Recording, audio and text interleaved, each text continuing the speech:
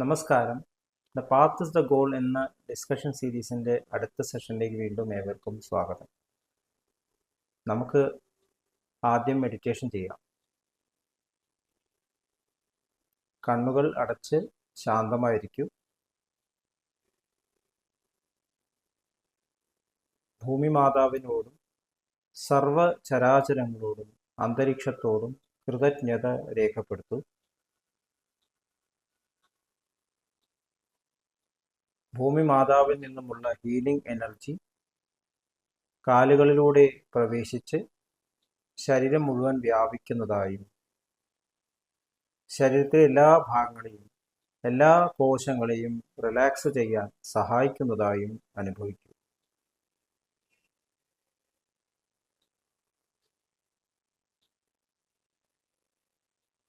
ഇപ്പോൾ ശരീരം പരിപൂർണമായും റിലാക്സ്ഡ് ആയി. ഈ റിലാക്സേഷൻ ഹൃദയത്തിൽ അനുഭവിക്കൂ. ശ്വാസം ദീർഘമായി ഉള്ളിലേക്ക് എടുക്കൂ. ഹൃദയത്തിൽ സ്നേഹം നിറയുന്നതായി അനുഭവിക്കൂ. ശ്വാസം പുറത്തേക്ക് വിടുമ്പോൾ സ്നേഹം പ്രപഞ്ചം മുഴുവൻ വ്യാപിക്കുന്നതായും അനുഭവിക്കൂ. ഹൃദയത്തിൽ കുടികൊള്ളുന്ന സ്നേഹത്തിൻ്റെ സ്രോതസ്സിൽ നിന്നും ഉദ്ഭവിക്കുന്ന ദിവ്യപ്രകാശം മനസ്സിനെ ആകർഷിക്കുന്നതായി അനുഭവിക്കൂ. ആ ദിവ്യപ്രകാശത്തിൽ ധ്യാനം ആരംഭിക്കൂ. മനസ്സിൽ ചിന്തകൾ വരുന്നുണ്ടെങ്കിൽ മൃദുവായി അവയെ അവഗണിക്കുക. ദിവ്യപ്രകാശത്തിൽ ധ്യാനം തുടരുക. Please start meditation.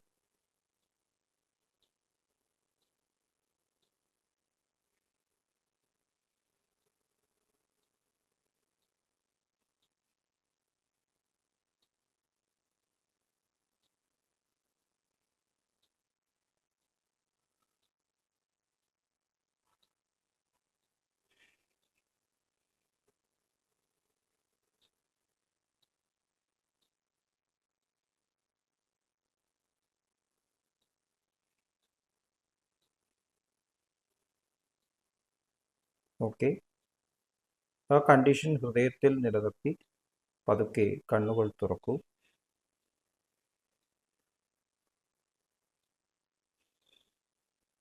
എല്ലാവരെയും വീണ്ടും ഹാർദമായി ഹാർട്ട്ഫുൾനെസ് സഹജമാർഗ് മെഡിറ്റേഷൻ സിസ്റ്റത്തിലേക്ക് സ്വാഗതം ചെയ്യുന്നു. ഈ വരുന്ന ഏപ്രിൽ 30 ഹാർട്ട്ഫുൾനെസ്സിൻ്റെ ഗുരുവായ ബാബുജി മഹാരാജിൻ്റെ ബർത്ത് ആനിവേഴ്സറിയാണ്. എല്ലാവരെയും വെൽക്കം ചെയ്യുന്നു, ഇൻവൈറ്റ് ചെയ്യുന്നു. ഈ സെലിബ്രേഷൻസിൽ ഓൺലൈനായി പാർട്ടിസിപ്പേറ്റ് ചെയ്യാം. ഈ സിസ്റ്റത്തിന് എങ്ങനെ ജോയിൻ ചെയ്യണം എന്നതിൻ്റെ ഡീറ്റെയിൽസ് നമ്മൾ ഡിസ്ക്രിപ്ഷൻ ബോക്സിൽ കൊടുത്തിട്ടുണ്ട്. നമ്മൾ എഡ്യൂക്കേഷൻ എന്നുള്ള പദത്തെക്കുറിച്ചിട്ട് കൂടുതൽ മനസ്സിലാക്കാൻ ശ്രമിച്ചുകൊണ്ടിരിക്കുകയാണ്. അപ്പോൾ അതിൽ സബ്ജക്റ്റീവായിട്ടുള്ള നമ്മൾ ആധ്യാത്മികം എന്ന് പറയുന്ന ഈ എഡ്യൂക്കേഷൻ, നമ്മൾ ആധ്യാത്മികം എന്ന് കേൾക്കുമ്പോൾ സാധാരണ മനുഷ്യന്മാർക്കൊക്കെ അപ്രാപ്യമായിട്ടുള്ള എന്തോ ആണ് എന്ന് തോന്നും. ആധ്യാത്മികം എന്ന് പറഞ്ഞാൽ മനസ്സിനെ ഉയർത്തുന്ന കാര്യങ്ങൾ, സബ്ജക്റ്റീവായിട്ടുള്ള തരത്തിൽ നമ്മളിൽ മാറ്റങ്ങൾ കൊണ്ടുവരാനുള്ള കാര്യങ്ങൾ എന്തൊക്കെയാണ്, അതിനെക്കുറിച്ചിട്ടുള്ള വളരെ ഡീപ്പായിട്ടുള്ള അറിവ്, അതിൽ ശ്രദ്ധ ചെലുത്തുക. പുറമെ എന്ത് ചെയ്യുകയാണെങ്കിലും ഉള്ളിലായിരിക്കണം മാറ്റങ്ങൾ. നമ്മൾ കൂടുതൽ സെറ്റിൽഡ് ആയിട്ടുള്ള അവസ്ഥയിലേക്ക് നീങ്ങിക്കൊണ്ടിരിക്കുന്നു. ഈ പ്രപഞ്ചത്തിലുള്ള എല്ലാ കാര്യങ്ങളും ആ യൂണിവേഴ്സൽ ഋതത്തിൻ്റെ അധിഷ്ഠാനത്തിൽ തന്നെയാണ് പ്രവർത്തിച്ചുകൊണ്ടിരിക്കുന്നതെന്ന് തിരിച്ചറിവ് നമ്മുടെ ഉള്ളിൽ ഉണ്ടാവുന്നു. അപ്പോൾ നമ്മൾ ഇതിൽ ആക്റ്റീവായിട്ട് ഇൻ്റർഫിയർ ചെയ്ത് മാറ്റങ്ങൾ കൊണ്ടുവരാൻ ശ്രമിക്കേണ്ട ആവശ്യമില്ല. മനുഷ്യനാണ് ഇവിടെ ഇടപെടുന്നത്.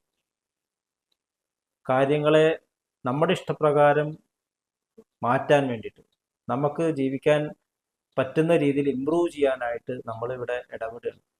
നമ്മൾ ചുറ്റും നോക്കിക്കഴിഞ്ഞാൽ ഇത് നമുക്ക് കാണാം. എല്ലാ ഫീൽഡിലും ഇത് കാണാം. അപ്പം മനുഷ്യന് ഈ ഞാൻ എന്നുള്ള ആ ഭാവം അത് വളരെ പ്രകടമാണ്. നമ്മൾ വെൽഫെയർ എന്ന് പറയുമ്പോൾ ഹ്യൂമൻ വെൽഫെയർ എന്നുള്ള തലത്തിലാണ് മനസ്സിലാക്കുന്നത്. അപ്പോൾ ഹ്യൂമൻ വെൽഫെയറിന് പറ്റുന്ന രീതിയിലുള്ള മറ്റുള്ള ചരാചരങ്ങളെ നമ്മൾ കാക്കുക, മൃഗങ്ങളെ സംരക്ഷിക്കുക, പ്രകൃതിയെ സംരക്ഷിക്കുക എന്നൊക്കെ നമ്മൾ പറയുന്നത്. പ്രകൃതിയാണ് നമ്മളെ സംരക്ഷിക്കുന്നത്. നമ്മൾക്ക് എന്തിനാ പ്രകൃതിയെ സംരക്ഷിക്കേണ്ട ആവശ്യമുള്ളത്?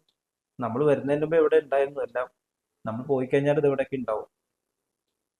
നമുക്ക് ഇവിടെ ഇതിൽ പാർട്ടിസിപ്പേറ്റ് ചെയ്യേണ്ട ആവശ്യമുള്ളൂ, പങ്കെടുക്കുക. പങ്കെടുക്കലും ഒരു കാര്യത്തിൽ നമ്മൾ ഇന്റർഫിയർ ചെയ്യുന്നതിൽ വളരെ വ്യത്യാസമുണ്ട്. നമ്മളൊരു പ്രോഗ്രാം നടത്തുമ്പോൾ പ്രോഗ്രാമിന്റെ എല്ലാ ഡീറ്റെയിൽസും പറഞ്ഞിട്ടുണ്ട്, നിങ്ങളുടെ റോൾ എന്താന്ന് പറഞ്ഞു കഴിഞ്ഞു. ഇനി നമ്മളതിൽ നല്ല രീതിയിൽ പങ്കെടുക്കുക, മറ്റുള്ളവരായിട്ട് കോപ്പറേറ്റ് ചെയ്ത് പങ്കെടുക്കുക. ഇതാണ് ശരിക്കും നമ്മൾ ചെയ്യേണ്ടത്. ഇപ്പോൾ മനുഷ്യന് നല്ലത് ചിന്താഗതി വേർതിരിവ് ചിന്താഗതി വന്നിരിക്കുന്നു. അതുകൊണ്ട് തന്നെയാണ് നമ്മൾ ഇന്റർഫിയർ ചെയ്യാൻ പോകുന്നത്. അതുകൊണ്ട് നമുക്ക് സമാധാനം ഇല്ലാണ്ടായി മാറുന്നു. നമുക്ക് ആഗ്രഹങ്ങൾ വരുന്നു, അതുകൊണ്ട് സമാധാനം ഇല്ലാണ്ടായി വരുന്നു. പുറമെ എന്തെങ്കിലും അനുഭവം ഉണ്ടാവുകയാണെങ്കിൽ അത് എനിക്ക് ശരിയല്ല. അപ്പൊ ഒന്നുകിൽ അത് മാറ്റാൻ ശ്രമിക്കുന്നു, അല്ലെങ്കിൽ അത് മാറി നിൽക്കാൻ ശ്രമിക്കുന്നു, ആൾക്കാരെ മാറ്റി നിർത്താൻ ശ്രമിക്കുന്നു. അപ്പൊ ഇങ്ങനെ നമ്മുടെ ഉള്ളിൽ എപ്പോഴും ഒരു ഡിസ്റ്റർബ്ഡ് ഒരു അവസ്ഥയാണ്, സമാധാനമില്ല. അപ്പൊ നമ്മൾ സമാധാനം എന്നുള്ള സ്റ്റേറ്റ് കടന്നിട്ടാണ് മുമുക്ഷു എന്നുള്ള സ്റ്റേറ്റിലേക്ക് എത്തിയിരിക്കുന്നത്. മുമുക്ഷു എന്ന് പറഞ്ഞാൽ freedom from all these thoughts, എല്ലാ തരത്തിലുള്ള ആഗ്രഹങ്ങളിൽ നിന്നും മോചനം ലഭിക്കുമ്പോഴേ നമ്മൾ ഫ്രീ ആവുന്നു. നമ്മൾ എന്തെങ്കിലും ഒരു കാര്യം പറയുമ്പോൾ നമ്മുടെ ഉള്ളിൽ ഈഗോ ഇടപെടുന്നില്ലേ? ഒരു അഡ്വൈസ് കൊടുക്കുമ്പോൾ നമ്മുടെ ഉള്ളിൽ ഈഗോ ഇടപെടുന്നില്ലേ? എനിക്കിഷ്ടമുള്ള ഒരു കാര്യമില്ല ഞാൻ അഡ്വൈസ് ചെയ്തു, വേറൊരാൾ ചെയ്യുന്നത് ശരിയല്ല എന്നുള്ള ഒരു ഫൗണ്ടേഷൻ്റെ മുകളിൽ അഡ്വൈസ് വരുന്നു. ഓ ഞാൻ കുറേ പറഞ്ഞു നോക്കി, ആരും ഇതൊന്നും പറഞ്ഞാൽ കേൾക്കില്ല എന്ന് പറയുമ്പോൾ അതിൻ്റെ അർത്ഥം എന്താണ്? അവർ പറയുന്നതും ശരിയല്ല, അവർ ചെയ്യുന്നത് ശരിയല്ല, ഞാൻ പറയുന്നതാണ് ശരി. നമ്മൾ ഭരണത്തെ പറ്റി പറയുന്നു, എല്ലാത്തെ പറ്റി പറയുന്നു. അപ്പൊ ഇതിന്റെ അടിസ്ഥാനമായിട്ടുള്ള തോട്ട് എന്നാൽ ഞാൻ ചിന്തിക്കുന്നതാണ് ശരി എന്നുള്ളതാണ്. ഞാൻ ചിന്തിക്കുന്നത് ശരി എന്നുള്ളത് ഓക്കെയാണ്, ഞാൻ ചിന്തിക്കുന്നത് മാത്രമേ ശരിയുള്ളൂ എന്ന് പറഞ്ഞാൽ അതിന് വളരെ ഡേഞ്ചറസ് ആണ്. കാരണം അപ്പോൾ നമുക്ക് കുറ്റം പറയാനുള്ള പ്രവണത വരുന്നു, വെറുക്കാനുള്ള പ്രവണത വരുന്നു, ഇങ്ങനെയുള്ള പല പ്രശ്നങ്ങളും ഉണ്ടാവും. അതുകൊണ്ടാണ് സമാധാനം ഇല്ലാതെയായി മാറുന്നത്. അപ്പോൾ ഫ്രീഡം എന്ന് പറയുമ്പോൾ ഫ്രീഡം ഫ്രം ഈ തരത്തിലുള്ള എല്ലാ തരത്തിലുള്ള ചിന്താഗതിക്കൊന്നും സ്വാതന്ത്ര്യം. ഫ്രീഡം ഫ്രം ഫ്രീഡം എന്നാണ് ബാബുജി മഹാരാജ്. എന്താണ് ശരിയായിട്ടുള്ള ഫ്രീഡം എന്ന് ബാബുജി മഹാരാജിനോട് ചോദിച്ചപ്പോൾ Babuji Maharaj freedom to do the right, ശരിയായിട്ടുള്ള കാര്യം ചെയ്യാനുള്ള ഫ്രീഡം മാത്രമേ ഉള്ളൂ നമുക്ക് എന്നാണ്, അല്ലാത്ത ഫ്രീഡം ഒന്നുമില്ല. അപ്പൊ അതിന് ഉദാഹരണമായിട്ട് ചാരിജി മഹാരാജ് പറയുന്നു, നമ്മൾ വണ്ടി ഓടിക്കുമ്പോൾ നമ്മൾക്ക് റോട്ടിൽ ഓടിക്കാനുള്ള ഫ്രീഡം ഉണ്ട്, പക്ഷേ ട്രാഫിക് റൂൾസ് നമ്മൾ അനുസരിക്കണം, റോട്ടിൽ കൂടെ തന്നെ സഞ്ചരിക്കണം, രാത്രി ആയി കഴിഞ്ഞാൽ ലൈറ്റ് ഡിം ചെയ്യണം, ട്രാഫിക് സിഗ്നൽസ് മാനിക്കണം, ഒരുപാട് റൂൾസ് ആൻഡ് റെഗുലേഷൻസ് ഉണ്ട്. ഇതുപോലെ തന്നെ വിമാനം പറപ്പിക്കുമ്പോഴും റോക്കറ്റിൽ പോകുമ്പോഴൊക്കെ നമുക്ക് ഫ്രീഡം, ഈ തരത്തിൽ ശരിയായിട്ടുള്ള ഫ്രീഡം, എന്തും കഴിക്കാം, ഭക്ഷണം കഴിക്കാം, ശരീരത്തിന് നല്ല രീതിയിൽ നല്ല ആരോഗ്യം തരുന്ന ഭക്ഷണം കഴിക്കണം. ഇതാണ് നമ്മളെ പഠിപ്പിക്കുന്നത്, ഇതാണ് ഫ്രീഡം എന്ന് പറയുന്നത്. അപ്പൊ ഈ തരത്തിലുള്ള ഫ്രീഡം നമ്മൾ എക്സസൈസ് ചെയ്തുകൊണ്ട് നമ്മൾ യാത്ര ചെയ്യുമ്പോൾ നമ്മൾ അറിയാതെ ആ യൂണിവേഴ്സൽ ഋതത്തിലേക്ക് കണക്റ്റഡ് ആവും. അപ്പൊ ഹയസ്റ്റ് തലത്തിലുള്ള ആ ഫ്രീഡം ഫ്രം ഫ്രീഡമിലേക്ക് കണക്റ്റഡ് ആവാൻ നമുക്ക് അറിയാതെ ഒരു ക്രേവിങ് ഉണ്ടാവും. അതിനാണ് മുമുക്ഷു എന്ന് പറയുന്നത്. അതൊരു ആഗ്രഹമല്ല എന്ന് നമ്മൾ ഡിസ്കസ് ചെയ്തു, നമ്മളുള്ള ക്രേവിങ് ആണ്. അപ്പൊ എങ്ങനെയാണ് ഈ യാത്ര നടത്തുക? അപ്പൊ നമ്മൾ ഈ യാത്ര നടത്തുന്ന ഗൈഡുകളെ നമുക്ക്, ഏത് യാത്ര നടത്തുമ്പോൾ ഒരു ഗൈഡ് വേണം. അതിൽ ബെസ്റ്റ് എന്ന് പറഞ്ഞൊരു നമുക്ക് പറഞ്ഞു തരാൻ സാധിക്കുന്ന, നമ്മുടെ ചോദ്യങ്ങൾക്ക് ഉത്തരം തരാൻ തിരക്കുന്ന ഒരു ഗൈഡാണ്. ഇപ്പൊ ഭൗതികമായുള്ള യാത്രകളും അങ്ങനെയാണ്. മാപ്പ് ഉപയോഗിച്ചിട്ട് യാത്ര ചെയ്യണമെങ്കിൽ പലപ്പോഴും വഴി തെറ്റിക്കും, ഗൂഗിൾ മാപ്പിനും പലപ്പോഴും തെറ്റിക്കും. പക്ഷേ ഒരു ശരിക്കുള്ള ഒരു ഗൈഡ്, ആ വഴിയിലൂടെ പല റൂട്ടുകളിലൂടെ യാത്ര ചെയ്തൊരു ഗൈഡ് നമ്മുടെ ഒപ്പം ഉണ്ടെങ്കിൽ നമുക്ക് വഴി തെറ്റില്ല. എല്ലാ പുതിയ മാറ്റങ്ങളും അറിയുന്ന ഒരു ഗൈഡാണെങ്കിൽ ആലോചിച്ചു ഒരു സ്ഥലത്തെത്തുമ്പോൾ നമുക്ക് വഴി തെറ്റില്ല. അപ്പൊ അങ്ങനെ ഒരു ഗൈഡ് നമുക്ക് വേണം, നമ്മൾ ഫോളോ ചെയ്യണം. അപ്പോൾ കാര്യങ്ങൾ വളരെ എളുപ്പമാവും. അങ്ങനെ ഗൈഡിന്റെ ആവശ്യമൊന്നുമില്ല എന്ന് പറയുന്നവരുണ്ട്. തീർച്ചയായിട്ടും മുന്നോട്ട് പോകാം, പക്ഷെ വളരെ ശ്രമകരമായിട്ടുള്ള കാര്യമാണ്. കാരണം എവിടേക്കാണ് വളവുകൾ, തിരിവുകൾ, എവിടേക്കാണ് വീഴ്ചകൾ പറ്റുക നമുക്ക് അറിയില്ല.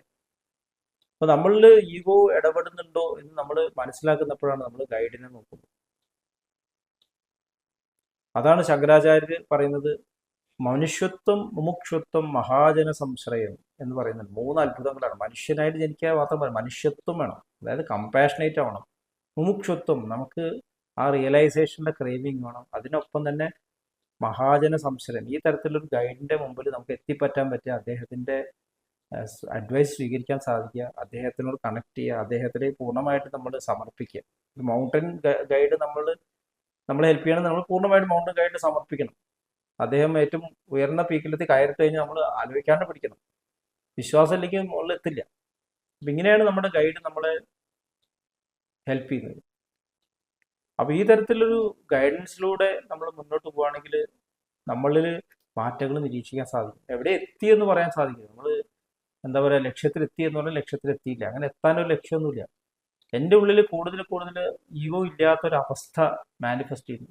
ഞാനിവിടെ ചിന്തിക്കുന്ന കാര്യങ്ങൾ, ഞാനിവിടെ പറയുന്ന കാര്യങ്ങൾ ഒരിക്കലും ഇവിടെ ഒരു തടസ്സം ഉണ്ടാക്കില്ല.